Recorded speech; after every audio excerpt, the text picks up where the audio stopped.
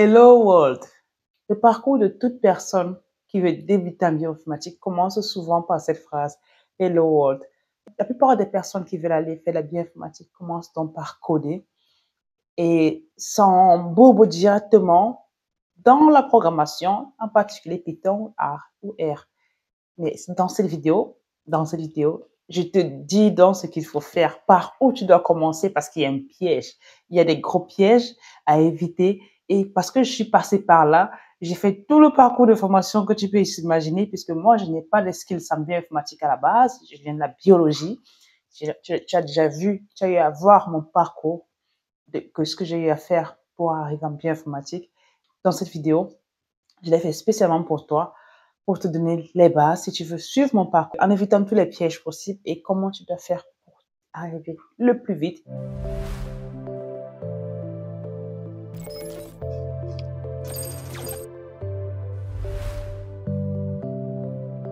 Tu as déjà essayé de commencer à faire la bioinformatique, d'apprendre un peu de programmation. Tu as commencé certainement par Hello World qui est toujours mise en exergue au début. Pourquoi, au sortir de cette phrase-là, tu te sens déjà avancé dans ce nouveau monde de la programmation. Donc, pour transitionner, ce qu'on fait, c'est qu'on se dit, il faut que j'aille faire la bioinformatique. Et quoi de mieux pour montrer que je sais faire la bioinformatique, c'est de savoir programmer. Et on s'embourbe directement dans la programmation pour faire plein de choses. Mais donc, l'erreur, c'est de partir s'embourber dans la programmation sans se dire au départ, pourquoi est-ce que je veux faire la bioinformatique? Quel est mon plan de carrière? Dans quel secteur de la bioinformatique est-ce que je pense me spécialiser? C'est une question tellement importante qu'elle déterminera automatiquement la durée de ton apprentissage, la durée de ta mise à disponibilité de certaines structures. Je vais te prendre un exemple. Si tu commences à te former aujourd'hui en programmation pour apprendre toutes les variables de la bioinformatique, de la programmation et comment faire, utiliser tous les logiciels. Ça pourrait te prendre même 4 ans, 5 ans, 6 ans, 10 ans, tu n'en auras pas terminé. Pourquoi? Parce que si tu apprends la bioinformatique appliquée pour te spécialiser en génomique humaine, il y a des outils et des pipelines qui sont différents de ceux appliqués, par exemple, au monde des plantes ou alors chez les prokaryotes, chez les bactéries ou encore chez les virus. Donc, en réalité, pour commencer déjà à se dire où est-ce que je vais partir? Qu'est-ce que je vais faire en fait au sortir de cela? Et pour savoir ce que tu vas faire, qu'est-ce que tu peux faire? Qui recrute? Quel est le problème actuel mondial qui touche le monde? Il y a des gens qui recrutent dans ce secteur de manière intensive. Est-ce qu'on recrute partout dans certaines régions du monde? Si tu prends par exemple l'informatique qui s'applique aux roches ou par exemple aux eaux marines, je pense que ça va recruter. Mais je ne pense pas que ça s'applique de la même manière dans tous les secteurs, dans toutes les aires du monde parce que il y a des régions qui sont plus avancées que d'autres et qui ont résolu les problèmes de base et s'attaquent à des problèmes autres qui sont plus prioritaires pour eux. Mais par contre, il y a des secteurs comme le secteur de la santé, de l'agriculture, qui recrutent pratiquement partout. Donc, tu pourrais te dire, OK, comme les secteurs de la santé et de l'agriculture sont émergents, peut-être il faudrait que je me spécialise entre ces deux. La santé, si tu fais on parle beaucoup de plus en plus de la précision médecine, c'est-à-dire la médecine appliquée à chaque humain. Ça veut dire qu'on voudrait que les individus qui sont par exemple en Afrique, soit on étudie leur génome pour pouvoir leur donner les médicaments qui correspondent à leur génome. Pareil dans chaque région du monde. Ça, c'est un exemple. Les situations sanitaires mondiales qui font que si tu te spécialises, que ce soit en génomique virale ou en génomique bactérienne, je pense que tu auras quand même du travail parce que il y a des pôles qui ont été créés récemment pour accueillir des bioinformaticiens et pour travailler de manière intensive en génomique. Et on parle encore de vaccins en Afrique, on parle de traitement. Donc, chaque fois que tu entends vaccin, traitement, rassure-toi qu'il y a un bioinformaticien derrière parce qu'il faut croiser les données de ce qui cause la maladie avec comment est-ce qu'on va traiter l'humain, bien prévenir l'infection chez l'homme. Donc, c'est ça que moi, je veux t'avoir te clarifier sur par où commencer. Ne commets pas l'erreur de partir tout de suite dans la programmation, de partir tout de suite dans faire 1000 formations pour te dire que au sortir de ta formation, tu seras prêt et tu vas partir te former. Non, ne commets pas cette erreur. Comprends d'abord ce que tu veux faire. Et une fois que tu comprends ce que tu veux faire, Tu as donc les bases pour savoir vers quelle formation te diriger, combien de temps faire tel cours, quel workshop rechercher et comment te développer plus vite. Quand tu comprends déjà où tu vas, ce que tu dois faire ensuite, donc le deuxième élément à faire, c'est de maîtriser les bases de la biologie. Tu dois absolument maîtriser les bases de la biologie. On dit bien bioinformatique, c'est-à-dire que tu dois comprendre ce que c'est que l'ADN, le génome, la transcription, la traduction, la réplication. Tu dois comprendre tout cela sur le bout des doigts parce que tu vas étudier ces informations en profondeur et tu dois avoir une bonne compréhension de cela parce que d'autant plus que tu vas forcément interagir avec des gens qui sont biologistes la plupart du temps ou qui ont des spécialités spécifiques du domaine, c'est-à-dire qu'ils font de la transcriptomique et tout. Donc, tu vas interagir avec des gens qui sont vraiment aguerris dans le domaine. Il faudrait que tu comprennes de quoi ils parlent, qu'ils te parlent de traduction, d'ADN codant, d'ADN non codant, des plasmides et tout ce qui va avec. Donc, c'est la première des choses à faire, c'est de comprendre les bases. C'est un élément crucial aussi. Donc, avant d'aller à la programmation, comprends aussi la biologie de base. Comme ça, quand tu iras à la programmation, tu sais ce que tu peux rechercher. La troisième des choses à faire, tu l'auras compris, c'est effectivement de partir commencer à t'initier à la programmation. Je ne vais pas te dire que tu vas aller du jour au lendemain faire de la programmation et tu seras expert. Je doute très fort parce que tu vas aller aujourd'hui, tu vas apprendre, mais tu ne seras pas expert du jour au lendemain. Ça te prendra du temps. Mais si tu as déjà identifié, comme je t'ai dit au début, ce que tu veux faire, tu vas forcément identifier les étapes à suivre, les étapes les plus spécifiques à ton plan de vision.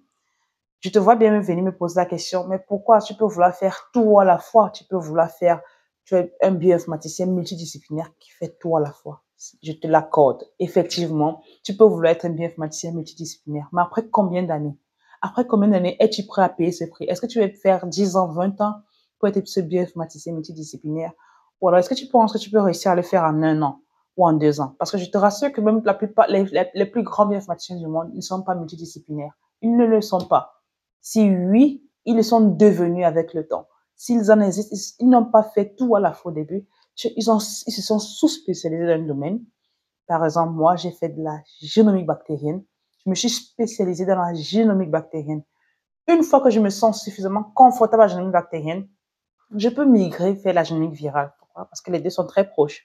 Je peux migrer vers la génomique des parasites, des bactéries, des lévures, parce que c'est encore très proche.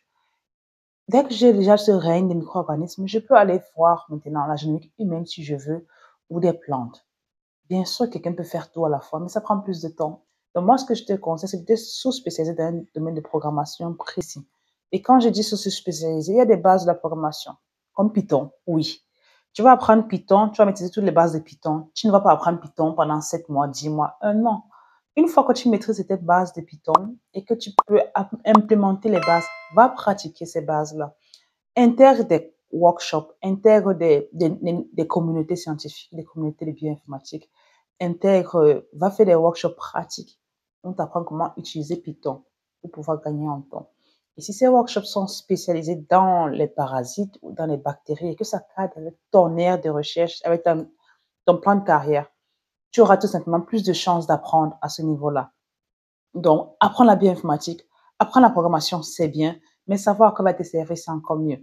Il y a des gens qui, une fois qu'ils maîtrisent 40%, c'est-à-dire qu'ils maîtrisent Python un minimum, disons même 30-40% de Python, ils maîtrisent comment analyser les données par rapport à son domaine, à son plan de carrière précis, c'est-à-dire qu'il a maîtrisé toute l'analyse bioinformatique de comment analyser ces données de son aire spécifique, de son plan de carrière précis. Une fois qu'il a ça à 50%, il commence à postuler. Il postule à des postes partout. Il postule parce qu'il a son portfolio GitHub des projets qu'il a eu à faire pour maîtriser son skills, pour maîtriser l'analyse des bactéries, par exemple, ou des virus. Il a son portfolio qu'il a placé. Il a implémenté des petits projets qu'il a eu à faire durant les workshops, durant les ateliers de travail et qu'il a même fait en solo pour analyser des choses. C'est-à-dire qu'il a pris des informations qui existaient, les analyser et c'est disponible sur GitHub. Quand il fait ça, il est déjà capable de postuler pour un emploi. Et quand il postule, même s'il n'est pas bioinformaticien certifié, même s'il n'a pas fait bioinformatique de base, le fait qu'il ait son GitHub, on le considère. Le fait qu'il ait sa page GitHub, on va le considérer parce qu'on comprend qu'il a quand même des bases, il sait quand même ce que c'est. On comprend aussi comment devoir le former, c'est ce que ça veut dire. On comprend qu'il ne connaît pas tout parce que quand on va voir l'étendue de ses analyses, on peut déjà savoir s'il a encore des manquements ou pas. Et on sait si on s'engage pour le former.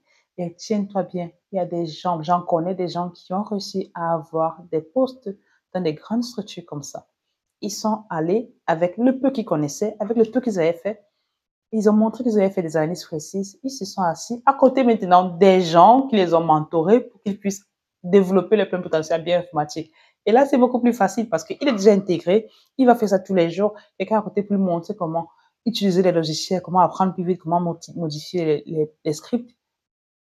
Toi, tu vas rester, tu seras en train d'apprendre à ton ordinateur tous les jours et tu dis que je maîtrise, je maîtrise, je maîtrise, je maîtrise, je maîtrise. Je maîtrise, je maîtrise. Oui, tu maîtrises. Mais à quoi bon si tu maîtrises et que tu n'as pas de travail à faire? À quoi bon si tu maîtrises et qu'on ne te voit pas sur le marché? Donc, c'est important de maîtriser, mais sache que tu dois maîtriser en fonction d'un certain temps précis. Ne prends pas ton temps à apprendre pendant longtemps et tu apprends en théorie, tu ne fais pas de pratique, tu ne sauvegardes pas tes portfolios, tes projets. Là, tu vas perdre beaucoup de temps parce qu'après, tu ne pourras plus me montrer que tu es capable d'évoluer. Et en force d'apprendre de manière indépendante aussi, tu ne sauras pas si ce que tu apprends est encore d'actualité. Oui, parce que beaucoup de cours que tu vois en ligne, comme dans Coursera, ne sont plus up-to-date. Parfois, ils doivent recycler, mais ce n'est qu'en voyant des ateliers récents que tu peux savoir ce qui est actuellement, quel logiciel est actuellement utilisé par la communauté scientifique. Mais si tu restes dans ton coin, tu seras aussi désuète. Donc, c'est important de sortir très rapidement du cycle d'apprentissage pour se montrer au monde et commencer à implémenter ça. Une fois que tu as commencé ton parcours de programmation, fais de ton mieux pour optimiser les logiciels en ligne. Parce que pendant que tu apprends Python, pendant que tu apprends les scripts et la programmation pour la bioinformatique, en parallèle, essaye de maîtriser les outils de bioinformatique disponibles en ligne. Oui, on peut faire de la bioinformatique sans coder. C'est possible. Je dis ce que j'ai fait moi-même il y a 4 ans. J'ai fait la bioinformatique sans coder. Et j'avais des résultats, et les résultats ont été publiés dans des revues internationales. Il y a des logiciels en ligne. Le plus commun, c'est celui de NCBI qu'on appelle BLAST. BLAST te permet de faire une multitude de choses. Et en fait, beaucoup de logiciels utilisent même BLAST pour analyser les données. Tu maîtrises aussi, il y a plein d'autres serveurs qui sont spécifiques maintenant en fonction justement du plan de carrière, du field. Si tu t'occupes des bactéries, il y a des serveurs bioinformatiques qui font l'analyse bioinformatique en ligne pour les bactéries, il y en a pour les virus, il y en a pour les levures, il y en a pour les humains. Donc, tu vois que le plan de carrière, encore une fois, va te permettre de savoir quel outil utiliser pour avoir des résultats rapidement. C'est-à-dire que tu pourrais être là, pendant que tu galères à programmer, il y a un pipeline qui est à côté qui peut te permettre de faire l'analyse de tes données. Tu as séquencé, tu ne sais pas comment analyser parce que tu n'as pas de bioinformaticien. Les logiciels gratuits en ligne, je dis bien gratuits, disponibles en ligne, te permettent de le faire sans aucun souci. Et des tonnes de personnes dans le monde le font parce que je te jure que tout le monde, même aux États-Unis, plus grand pays du monde, utilise ces logiciels gratuits. Il faut savoir juste qu'ils existent, savoir ce que tu veux faire, comment les utiliser pour pouvoir exploiter très facilement et avoir des résultats avant d'attendre un bioinformaticien, peut-être pour faire des analyses avancées. Mais tu n'as pas forcément besoin de commencer par la programmation. Non, tu ne peux pas commencer, tu n'es pas obligé de commencer par la programmation et te frustrer avec la programmation, de dire que tu dois aller faire un master avant d'espérer faire la bioinformatique. On sait qu'il y a un manque de bioinformaticiens, on sait qu'il y a des difficultés même à les former et dans beaucoup de régions du monde, il n'y a pas d'école de formation pour la bioinformatique. Donc, on accepte que les gens se développent d'eux-mêmes tant qu'ils peuvent justifier de leur développement et tant qu'on va dire, OK, fais-le et qu'ils vont le faire, on te recrute. Et j'avais vu les salaires de bioinformatique qu'on m'avait proposé, ça commençait à 120 000 pounds, 120 000 livres sterling, sans aucun, c'est-à-dire que je n'avais même pas négocié sur le chiffre d'entrée. Imagine donc si toi, tu réussis à cette capacité à saisir ces opportunités, comment est-ce que ta vie va changer? Ah, donc, tu auras donc bien compris. La bioinformatique, tu peux le faire, mais n'oublie pas cette erreur. Évite de tomber dans le piège de ne pas avoir de vision claire et d'aller faire la bioinformatique parce que les gens te disent qu'il faut aller le faire et toi aussi tu y vas et tu apprends tout dans tout sans comprendre ce que tu dois après utiliser, sans comprendre comment tu vas après l'utiliser. Donc, et aussi, n'oublie pas que théorie sans pratique, nulle pratique sans théorie aveugle. Pour maîtriser la bioinformatique, pour vraiment être un expert dans ce domaine très rapidement, tu dois tout faire pour get your hand dirty. Tu dois tout faire pour pratiquer et pratiquer souvent. Parce que plus tu pratiques, plus ton cerveau retient et plus tu maîtrises ce que tu vois en théorie. J'espère que tu as apprécié cette vidéo. Si c'est le cas, commente ce que tu as apprécié sur cette vidéo. Commente si tu as besoin de plus de vidéos. Je pense à faire un challenge, mais en génomique bactérienne. Si ça t'intéresse, dis-moi que ça t'intéresse dans le commentaire et je vais me dépêcher pour te faire des vidéos de challenge. Comment faire de la génomique bactérienne, c'est-à-dire comment faire de la bioinformatique appliquée aux bactéries.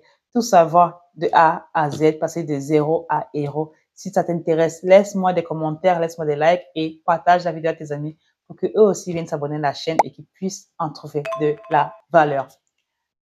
Ciao!